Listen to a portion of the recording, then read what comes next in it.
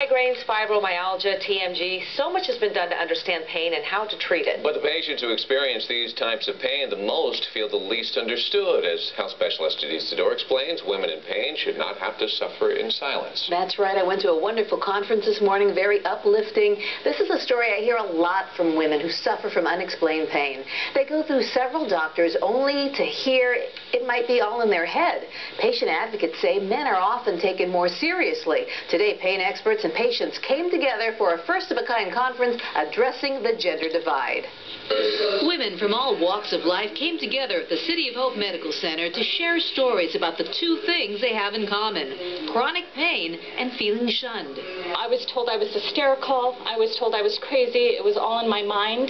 41-year-old Mindy Meyer developed reflex sympathetic dystrophy after a minor shoulder injury. The condition, also known as complex regional pain syndrome, is characterized by an overactive nervous system and severe burning pain. It's amazing how an act that seems simple and everyday can change your life. Mindy and others like her teamed up with healthcare providers to help bridge the pain-gender divide. RSD patient Cynthia Toussaint is a crusader for women in pain. We need to be in the same learning environment so that we can break down barriers and understand each other. Studies show women do suffer from more pain-related diseases than men.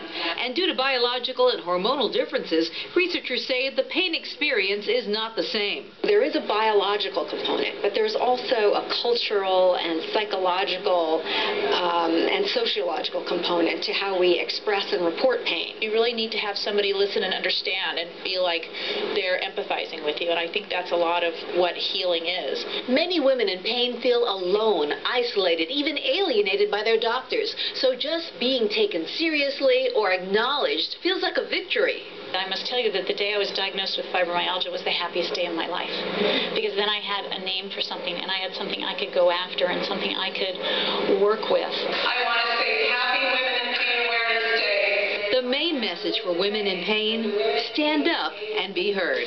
You can't give up, because there's something in your life that's worth living for, and you just have to hold on to that and keep fighting.